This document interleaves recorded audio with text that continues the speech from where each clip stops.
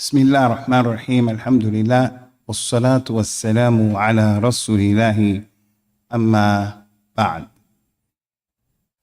There's a book I want to share with you brothers today that is one of the most informative and insightful books of Shaykh al-Islam Ibn al-Qayyim al-Jawziyya, the student of Shaykh al-Islam Ibn Taymiyyah, rahmatullahi alayhima. He has a lot of books, a lot. Him and Ibn Taymiyyah, his Shaykh, wrote a lot of books on a lot of different topics. And because they were in a Sham, in the area that had Christians and Jews, they wrote a lot of books about Christianity and about Judaism in different ways. One of the books that Ibn al-Qayyim wrote is a book called Hidayatul Hayara, Al-Hayara, fi Ajwibati al-Yahudi wal-Nasara. I guess you could translate that as guiding those people who are confused and answering some questions some questions of the Yahud and the Nasara. A person who is in Hira and he doesn't know what the reality is. So he sat down and wrote this book, and he dealt with a lot of issues. But one of the issues that he dealt with is what I want to deal with today. It's a classic work, and it goes to show that the scholars of yesterday, there's nothing new under the sun. There is nothing new under the sun. Scholars of yesterday, they're not here today, but they wrote information that is very useful today, as if they are here. And if we were to read those books, we wouldn't be in doubt as to how to look at things. One of the chapters in his book, one of the sections of his book, he wrote about the similarities between the Rafida and the Yahud. The similarities between the Rafida and the Yahud. The same Rafida that the Muslims see what's going on today, and they think and they believe that the Rafida are our friends or our saviors. Back then, he knows these people, and he brought a lot. We're just going to bring a few. Maybe we'll do some next week. I don't know. But I have to make this clear. It's not necessarily a disclaimer, but because we are dealing with fitan, and this is a time where you have to be careful. But being careful, what does it mean? Being quiet from saying the truth? I want to tell you that today's talk is strictly theological. I'm not telling anybody, I'm not spreading hatred, I'm not supporting Hamas, I'm not anti-Semitic. I'm just practicing my free speech and my right to follow my religion. And in my religion, there's theology. In Christianity, there's theology. A lot of things are said and written in the books of the Christians that's offensive to Muslims and Jews. There are things written in the Torah right now, in the Talmud of the Yahud, that's offensive. And what they say about Isa ibn Maryam, and what should happen to him, what should be done to Isa ibn Maryam. That's offensive to people who take him as a God. So this is the double standards, and you'll see it becomes clear as it's becoming clear to the world, some of these characteristics of the Yahud, because the Yahud have been described in the Quran and the Sunnah. Not me, born in 1964, who came up with this stuff. This is the Quran over 1,400 years ago. The Quran tells us stuff. It's our theology. So I'm not here to make tahyij. I'm not here to say, hey, let's go hurt. No. I'm here to say, we have to look at these things from the prism of our religion, and not from the prism of the newspaper, not from the prism of BBC, who I believe are culpable. They are culpable in what's happening. All of these years of what's been happening with these people in Palestine, these people are culpable. I saw the Jewish man, Bill Maher. He has some talk show at night, and he was on that talk show with the guy who used to be a partner to Jennifer Lopez. I forgot his name. What's his name? Huh? Yes, Ben Affleck. And Ben Affleck was pro, not Islam, but defending what he thought was not correct. But anyway, Bill Maher described Islam as the mother lode of all evil. That's what he said on national TV. Now, as a Muslim, I'm offended by that description. Now, if one of us were to describe Judaism like that, then the whole world would jump up and down because we're not in control of the media. How do you talk about a people's religion? Draw Muhammad Day and how they drew Rasulullah and depicted him, sallallahu alaihi wasallam, with a bomb on his head, saying that he was a practitioner of pedophilia. That's offensive. That's offensive.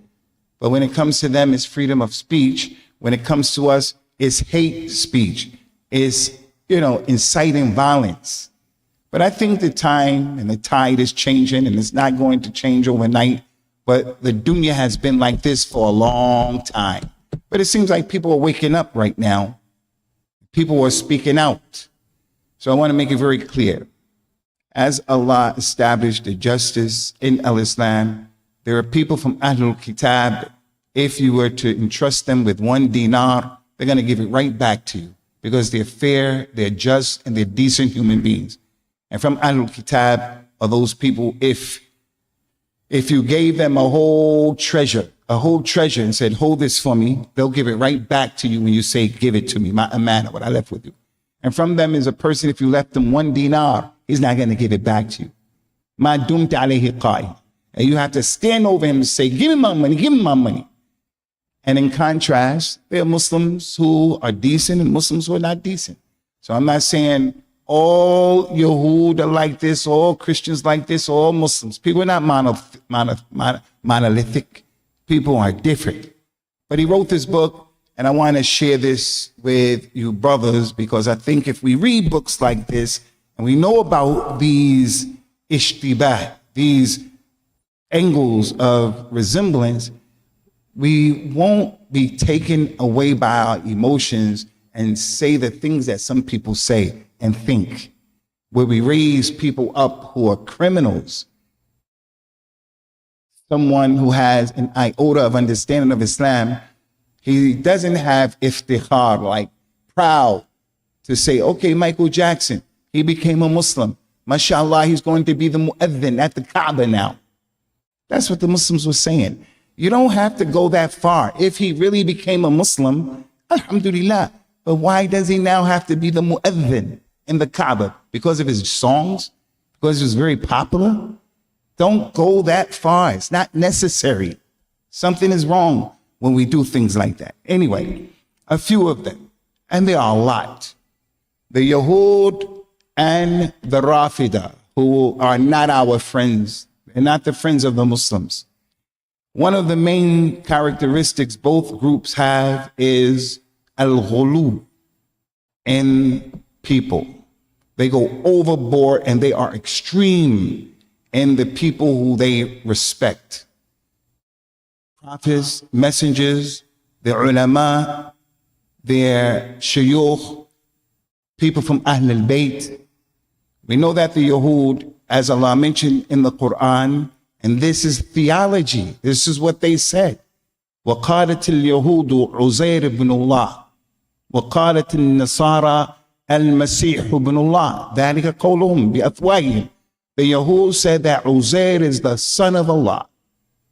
And the Christians said that Isa, the Messiah, is the son of Allah. That's what came out of their mouths.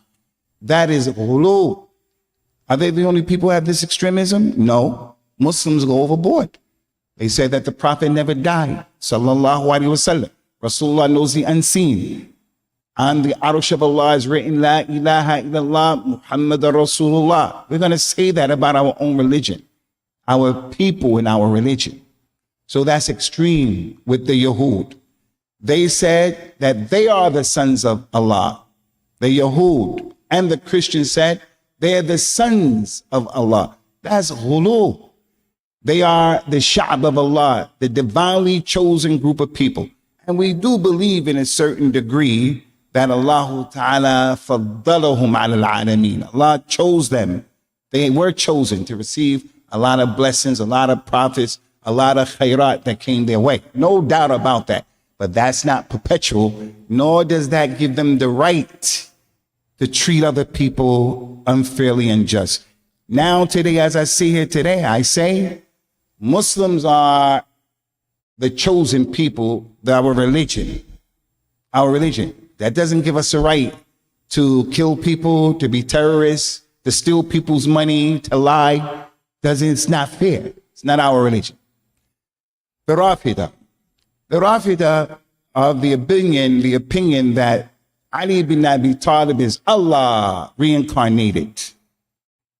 Hassan and Hussein can bring people back to life, can make you well. Fatima has abilities to do things that are marvelous. Ghulu. On the 10th day of Al-Muharram, you see them beating themselves, crying and wailing. And it's all symbolic. The reason why you see them doing that is that they are mourning, according to them, saying if they were present the day that Hussein was assassinated, and he's a wali from the awliya of Allah, radiyallahu anhu, they would have been there and given up their lives. That's ghulu. In Islam, we mourn for 3 days and 3 nights. That's it. The wife mourns for her husband for 4 months and 10 days. That's it. You can't mourn someone for 1,000 years. And every year you're cutting yourself and there's a pool of blood all over the place and hitting yourselves like that. That's ghulu. And in our religion, Allah made ghulu haram. Say to them, Ya Muhammad, Ya Ahl al-Kitab, La taghlu fi dinikum. Don't go overboard. So as we sit there and we're people of the Sunnah, people of Islam, Salafi people, we can't go and have ghulu in this sheikh and that sheikh. We come and say that they have ghulu and then we have ghulu. People of the madhahib have ghulu. Even a woman you want to marry, don't have ghulu. The person who's your enemy, don't have ghulu. Don't go overboard. They go overboard. And as a result of that, you see and some stuff on social media, it's just laughable when you see some of their sheikhs saying certain things. When Ali ibn Abi Talib heard that there was a man who was saying that he was Allah, Ali wanted to hear him say that himself. And the man said it. And he had another man who was with him. He said, you believe that? He said, yes. Ali ibn Abi Talib had that man burnt to death. Radiyallahu anhu. When the other one saw that Ali burnt him, Abdullah ibn Abbas heard about it and he came. He said, you shouldn't have never burnt the man. You should have did what you did because that's ridda. He apostated, saying that you are Allah. So anybody who says that Muhammad is Allah and all that, you're a non-Muslim, man. You're not from our religion, the nation of Islam. You're a non-Muslim. Ibn Abbas gave him advice and said, you shouldn't have burned him though, because I heard the Prophet say, sallallahu alaihi wasallam, no one should punish with fire except the Lord of the fire. We don't punish people with the fire. When the other man heard that, the other man said, I swear by Allah, by you, now that you burnt it with fire, now I know you are Allah because you burnt with the fire. That is ghulu. And you find that with them. You find that with them, the extreme in their religion. And it's common. That's the deen. Second one we want to mention is what Abdullah ibn Salam said. He was a Yahudi that accepted al-Islam. He was a Yahudi that accepted al-Islam. And it was from the scholars of the Yahud of al-Medina. And his father was a scholar. And his grandfather was a scholar of the Yahud in al-Medina. This is our theology. This is our history as Muslims. I didn't write this in the book. I accepted Islam and I found this. It's similar to Christians becoming Christians and starting to practice. And they read their books. And they read about Galilee and they read about Jesus and James and Mary and they took a trip and they say what they read. They believe what they read. It may make sense, it may not make sense, but it's theology. I'm just explaining and sharing with you theology. And that's why we have no right and we don't have any reason to be scared. It's freedom of speech and it's theology. It's what we believe. It's what was written. We found it. Abdullah ibn Salam, when he embraced Islam, and he has a beautiful story, was a proof and an indication that not all of the Yahud are the same. Even if they don't accept Islam, some of these things are not applicable to them. Our mother, Safiya bintu Luhay, she was a Jewish lady. There were a number of people who were Yahud, accepted al-Islam. Anyway, when he accepted al-Islam, he said, Ya Rasulullah, I want to let my people from the Yahud know. He doesn't stop being a Yahud. It's an ethnicity. Judaism is the religion. Zionism is the political ideology. So we have to distinguish between the Zionists and between the one who his ethnicity is, he's a Jewish person. He said, I want you to ask them what they think about me, and I'm going to be over here where they can't see me, because I know these people. He said, the Yahud are people who make buht. Buht means falsehood, lie.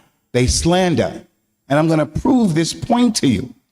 That's what the companion said. Sahih Bukhari and Muslim. They are people who slander and lie. Like we see. Why did you blow up that school? Why did you blow up that hospital? Hamas is there. Hamas is there. Well, you have the ability to pinpoint precision, blow up generals and scientists. Pinpoint the precision. You can get them, but you gotta do this over here. You didn't get them yet. He went in there and the Prophet said, what do you think about Abdullah ibn Salam? Famous incident. They said, he is the best of us, the son of the best of us. What do you think if he accepted Islam? They said, it would never happen. He came out and he bore witness and took the Shahadatain. Just like that, they said, he is the worst of us and the son of the worst of us. Just like that. Just like that. Right here you say this, and just like that, you turn over to that. Just like that. For no reason. It's not like you got caught stealing or something and you lie and then you come say the opposite thing. It was just for no reason. There are people of falsehood, and we see that every day right now. We see that with the straight up lies that the people who represent them, when they give these interviews, when they say what they say, they're just lying, saying falsehood. You told the people to leave the area, and when they left the area, came to the other area, you bombed them. They said, we didn't do that. You told the people to come and get the food, and you shot them. We didn't do that. We found weapons here by the MRI machine, and there's tunnels all over the place. That's not the case. People are buht. And this was written way back then. Now it's the responsibility, if they said about African Americans. People say, you know, I saw some African Americans, they graduated from high school. There was a bunch of them, seniors. And after they graduated and they finished the ceremony of getting the diplomas, all of the kids ran and spread out and started twerking and dancing and acting like boogaloos. I couldn't believe it. I could not believe it. I couldn't believe it. And then the people were commenting, look at these monkeys. Look at these monkeys. Look at these people who they're going to have illicit babies. Look at this. Look at that. Those stereotypes about my people. Okay, that's what people think. Now it's the responsibility of African Americans to change that narrative to prove people are wrong. That's on us to prove that.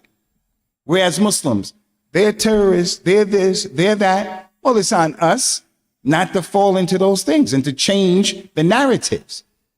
It's also upon the Yahud, if they find in our theology where we have it that those people are the people of Buht, don't get upset and jump up and down because that was said about you. Just change the narrative, but don't ask people to close their eyes about what can be seen. That's the second characteristic. And there are a lot. As it relates to the Rafida, people of falsehood, They have a thing that is called taqiyya. Taqiyya is falsehood. Taqiyya is when you lie to people and you know that you're lying, but you say to them the opposite of the reality so that they will believe the opposite of what your situation is. Now, is that all Shiite like that? Yeah. Taqiyya is with all of the Shiite, especially with the Rafida. But in all fairness and justice, there are some ulama from the people of Taqiyya who didn't lie. And as a result of that, they're in Sahih Bukhari and Muslim as ruwat. They said that the great scholar from Yemen, his name is Abdul Razak al-San'ani, the Sheikh of Imam Ahmed, they said he was from the people of Taqiyya. But he didn't curse the companions. He didn't lie. He just felt that Ali, may Allah be pleased with him, had more virtues than Abu Bakr and Umar and Uthman. But he didn't curse them. He loved them. And Imam Al-Shawkani, Muhammad ibn Ali Al-Shawkani, who wrote the book Nail al-Awtar, was a Zaydi Shiite, but he was truthful. So we have to be fair and just. But generally speaking, Khomeini, their leader in the 70s when they took over the place, 1979, he said, the one who doesn't do taqiyya has no deen. La dina liman la tuqyata lahu. The one who doesn't do taqiyya has no deen. Now, we do have taqiyya in our religion. We do have that. There's a verse of the Quran, لا يتخذ المؤمنون الكافرين أولياء من دون المؤمنين ومن يفعل ذلك فليس من الله من شيء في شيء إلا أن تتقوا تقات ويحذركم الله نفسه. It is not permissible. The believer doesn't take the disbeliever as a friend and a protector instead and over the believers. And anyone who does that, Allah will have nothing to do with him. But if you take them as friends and protectors as a sign of taqiyya, you need help, so you get that assistance and so forth, then Allah this is permissible. You could do taqiyya, but you do it out of necessity. You do it out of saving your life. But they have the taqiyya where it's the religion where they'll tell you, we don't curse Abu Bakr and Umar. We don't feel that way about Aisha. Your Quran is our Quran. That's taqiyya. And this is why you find a lot of Muslims believing in what they say, like in Africa. When I was traveling West Africa, Ghana, Nigeria, all those places, Gambia, Senegal, Shiaism is spreading there as a result of poverty. So the African, almost wherever you go, he may not pray, she may have fake hair, they may have tight clothes, they may do this and do that, may not fast. But you won't find people in West Africa cursing the companions. You won't find that. Their own family will deal with you before anybody else. But the people of Iran went there and they started spending money and giving people stipends to study and so on. And people started to become people of the Taqiyya. And places like Nigeria, they had big problems with the people who were Shiite. Big problems. But now it's dying down. Because the Africans got all kind of other problems. So al-buht and kadhib, they have it as a religion, and they have it throughout what we see from the Quran and the Sunnah. Here's a big one that Shaykh al-Islam Ibn al-Qayyim brought, and we see it clear today. And that is, back then he wrote, from their characteristics is that they kill and spill the blood of the most innocent people. The worst blood to be spilled, they spill that blood. Not just spill blood, it's who they have been and who they continue to be. They spill the blood of the abriya, the innocent, and the blood of the people who are the worst people. We got different levels. You can't kill your mother, you can't kill your father, you can't kill a scholar, you can't kill someone who's a baby, you can't kill a person in the church, in the synagogue, Whenever we see someone who goes and he tries to kill Jews who are innocent and he just goes into a synagogue, we're going to say we're against that. What happened in Washington 2-3 weeks ago, and they killed those 2 workers, whoever did it for whatever reason, they were innocent. They didn't deserve to get killed like that. We as Muslims are going to say that. So why did he say that? It's because of what Allah mentioned in the Quran. And from the worst people in our ummah, from these 72 groups, the Rafida is one of them. Our religion is going to break up into 73 groups, all of them being in hellfire except one. The one that's not in the hellfire, the one what the companions are doing. 72. One of the worst are the Khawarij. One of the worst are the Rafida, because they kill people of Islam. The Khawarij, يقتلون أهل الإسلام ويدعون أهل الأوثان. They kill the people of Islam and they leave alone the people who Muslims should be fighting against. Not innocent people who worship other than Allah. They kill us. They kill Muslims. The Rafida is in that vein. Allah Ta'ala mentioned in the Quran, ذلك بأنهم كانوا يكفرون بآيات الله ويقتلون النبيين بغير حق. That is because they used to disbelieve in the ayat of Allah and they used to kill the prophets for no reason. For no reason. He mentioned in the Quran, فَبِمَا نَقْتِهِمْ مِيثَاقَهُمْ وَكُفْرِهِمْ بِآيَاتِ اللَّهِ وَقَتْلِهِمْ الْأَنْبِيَاءِ. It is because they broke their contracts consistently. Another characteristic. They broke their contract consistently. They disbelieved in the ayat of Allah and they killed the prophets and the messengers. The worst person you can kill. وَقَوْلِهِمْ إِنَّا قَتَلْنَا الْمَسِيحِ عِيسَى بْنُ مَرْيَمْ رَسُولُ اللَّهِ. They were bragging saying, verily we killed Isa ibn Maryam, the Masih. And they were bragging about killing the man. Sallallahu alayhi wasallam. Bragging. Prophet Muhammad told us, sallallahu alayhi wasallam, the worst person punishment, Yawm al-Qiyamah, will be a man who killed a Nabi or a Nabi who killed a man. The man who killed a Nabi or the Nabi killed a man. That man is going to get the worst punishment. Why? He killed a Nabi. He killed the one who was Allah's representative in the earth. His blood had hurma meant more than anybody else. And if a Nabi kills someone, he's going to kill someone because that person is fighting against him and he deserves it. So he's going to get the worst. They were killing people.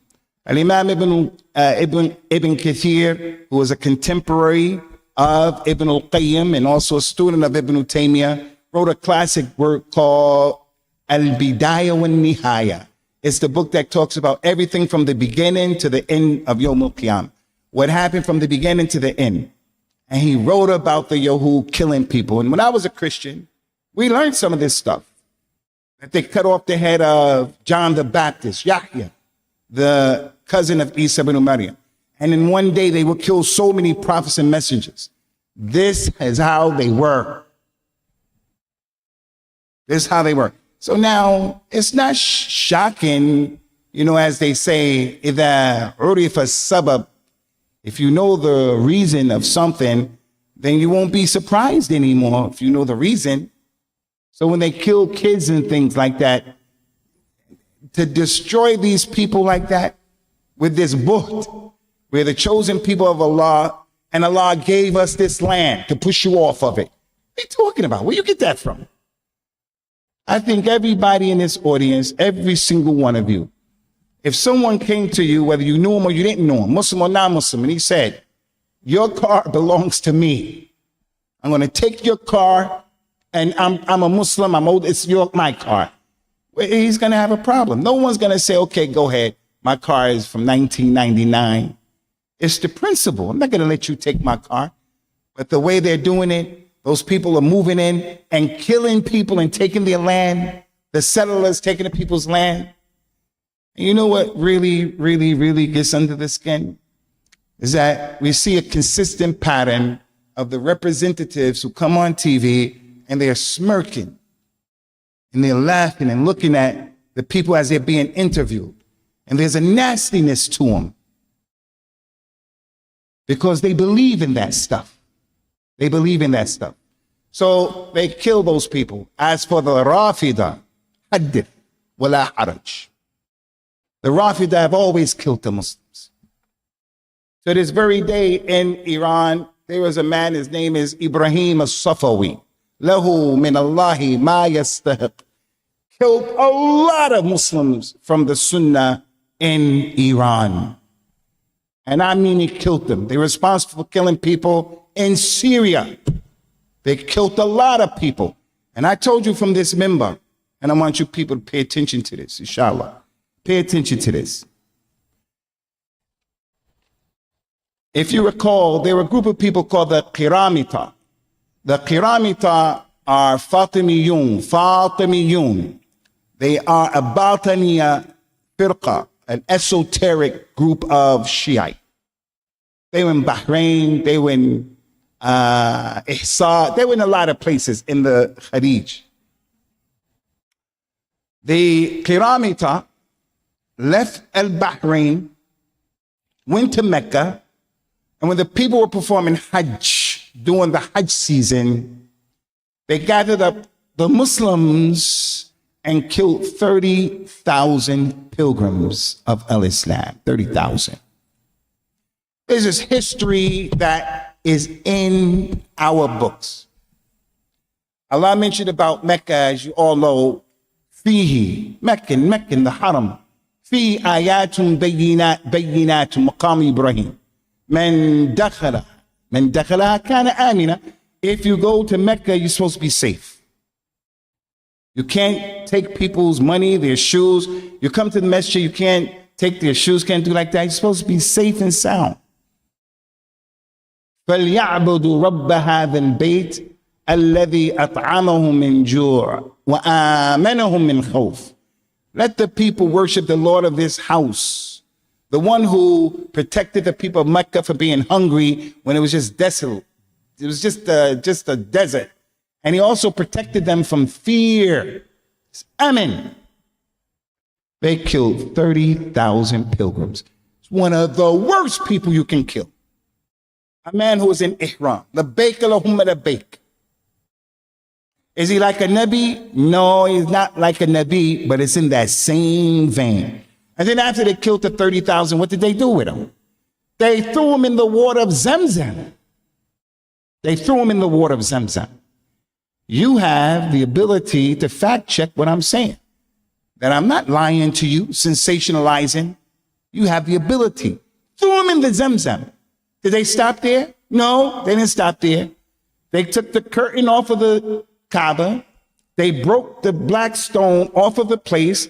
They took the door off of the Kaaba and took it with them. And took it with them. Who does that? Who does that? And that's not to mention what's going on since we've been alive. Since we've been alive. What they did to the Iraqis. And other than that, these people, they mean our ummah no good.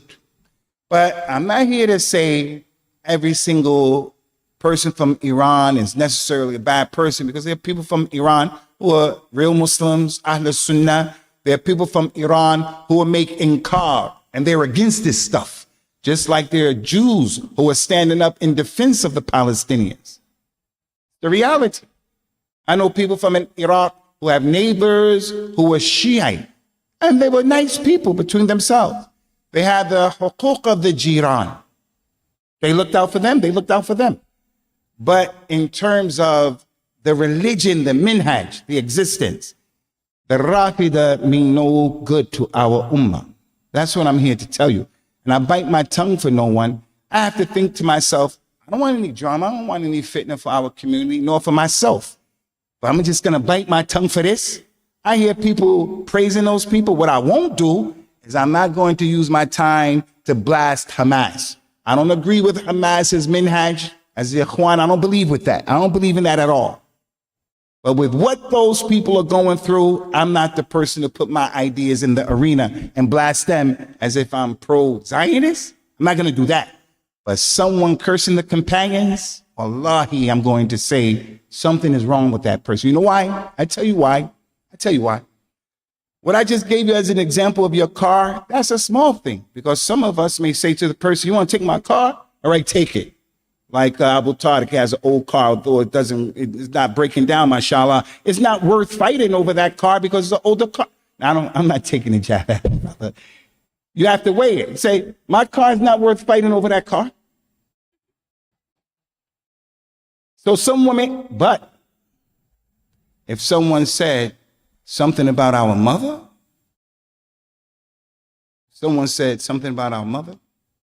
I remember there's an African-American brother who was a graduate of the University of Medina, and he translated a word verbatim, and he didn't consider the meaning of the word to the Arab man.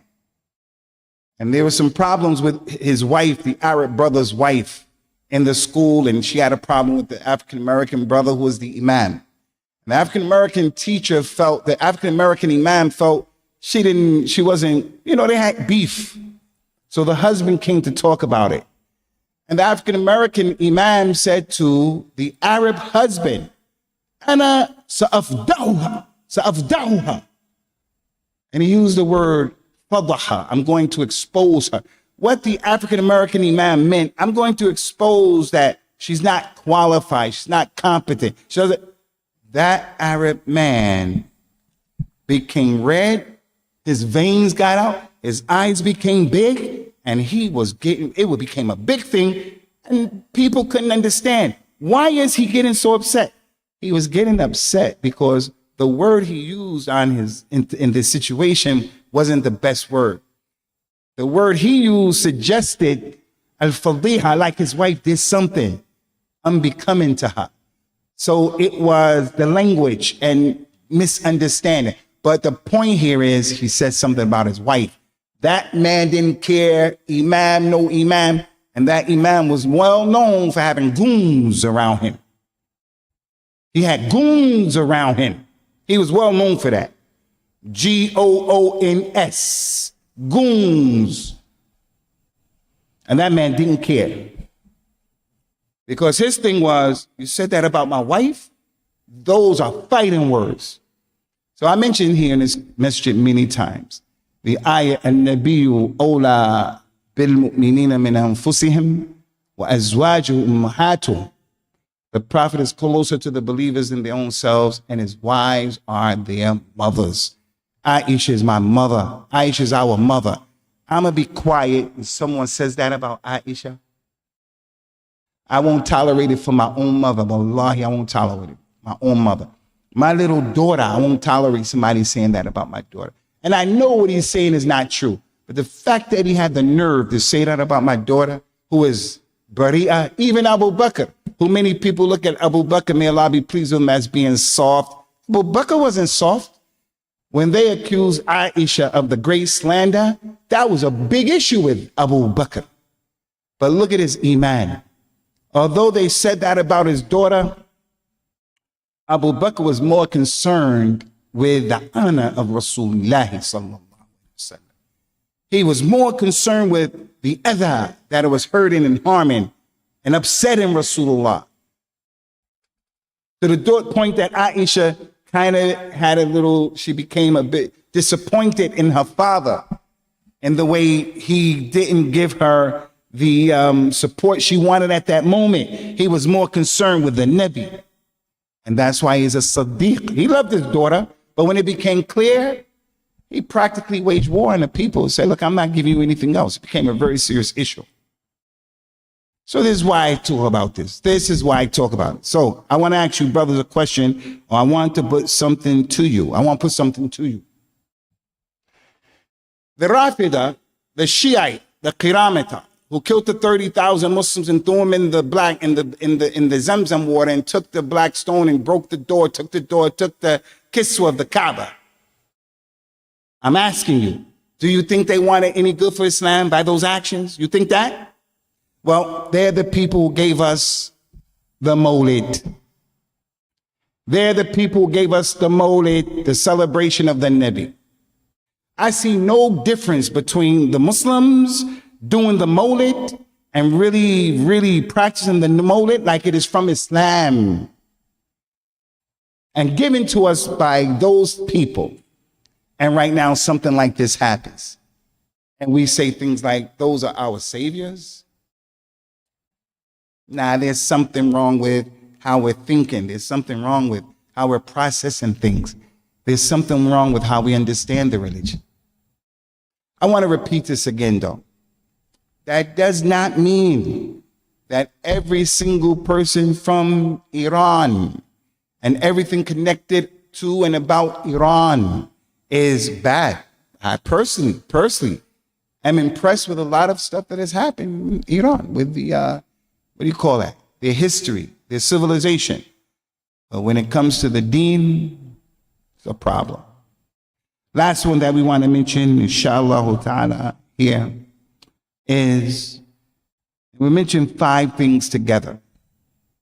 The Yahud are known in the Quran, the Sunnah for makr, khiyana, haqd, hiqd, hasad, and lastly, adawa to the Muslims.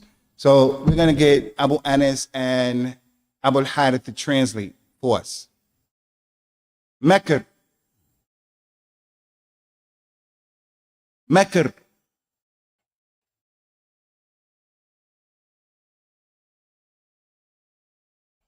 Makr means like they plot and they plan. To plot and plan. Yamkuruna wa yamkurullah, wallahu khairu makirin. They plot and Allah plots. And Allah is the best of those who plot. Yahud used to plot to assassinate the Nabi. Throw the boulder on his head. They used to plot and plot and plot against him. Also, khiyana, treachery, treason. Did you say treason? Treason?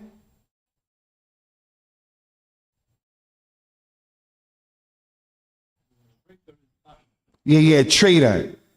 To be a traitor. Khiyana. Khiyana is if you give someone a manna and he doesn't give it back to you or something like that. Khiyana.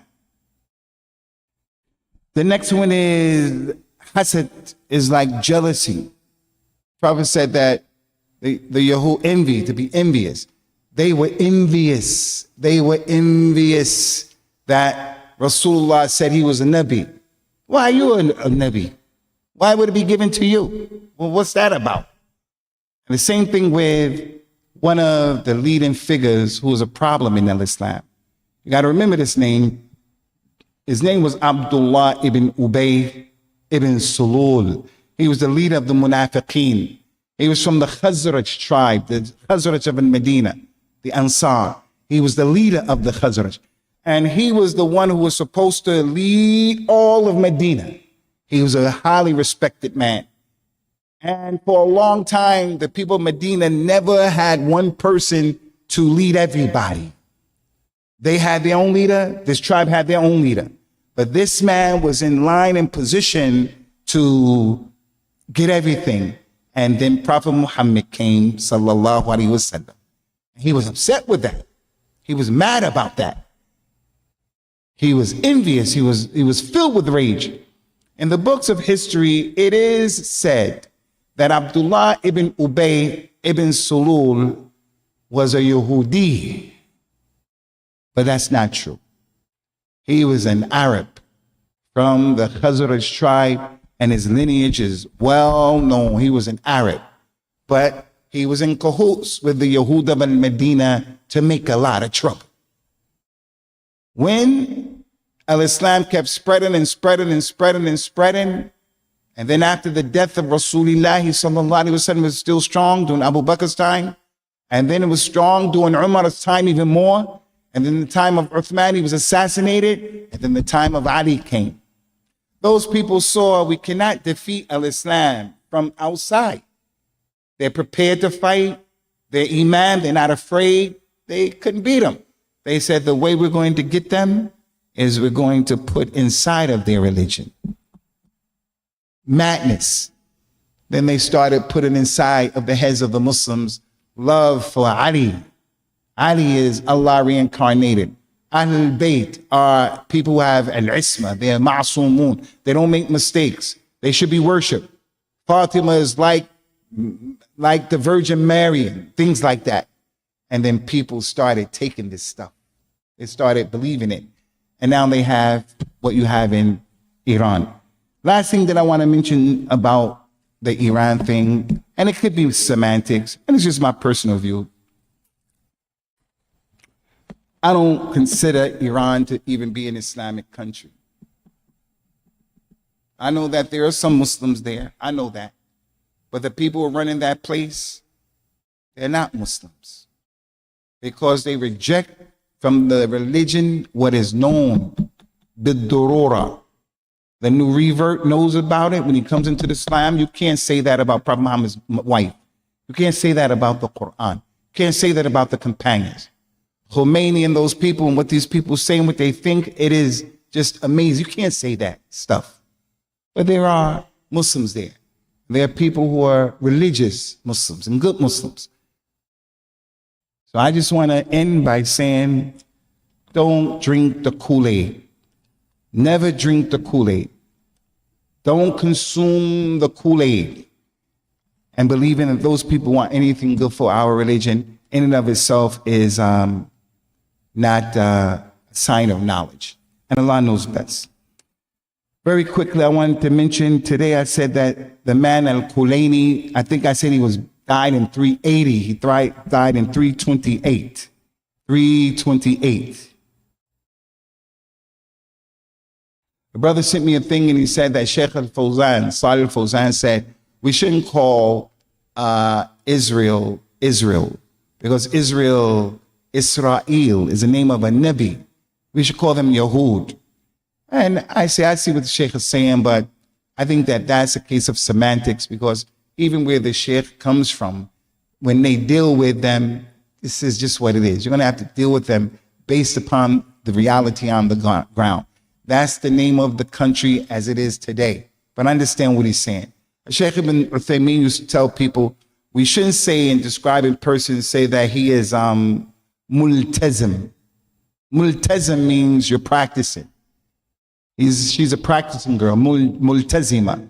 You shouldn't say that. He said, because those words are not used in the Quran and the Sunnah. He said, you should describe him as he has istiqamah. He has istiqamah. He's upright. He's practices religion. So that's the precision that is called for. It's a good thing. But if a person says that someone was multazim, he's practicing, he's on it, like we say, man, he's on it. He's religious. He's practicing. You get the picture. But I do understand what the Sheikh is saying. Last thing that I wanted to mention was, I wanted to make this point because someone came to me and said, didn't Allah tell us in the Quran to return our affairs back to Allah and His Messenger and those who have been endowed with knowledge from amongst us? And I told the brother, yeah, because he thought that we should only return our affairs to the scholars, the religious scholars. And that's not true. We return our affairs, as the Quran says, Ya ayyuhalladhina amanu ati'u Allah wa ati'u Rasul wa ulul amri minkum. Oh, you believe, obey Allah unconditionally, obey His Messenger unconditionally, and those who have been put in authority over you. Those who are put in authority over us, the ulama, and the people who are running the situation. And scholars are not there by themselves. Again, scholars don't know about military tactics. They don't know about nuclear physics.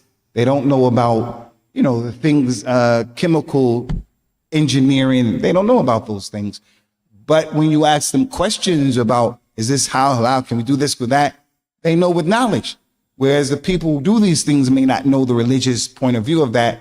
So the leader of the Muslims have to have those people, and they have to have those. And that's why we find the companions even having different abilities. All of the companions were not scholars. Some of them were prolific in jihad. Some of them were very aesthetic. They had zuhd. You know, some had knowledge, some taught, some were into administration and things like that. So there's no, what's her name?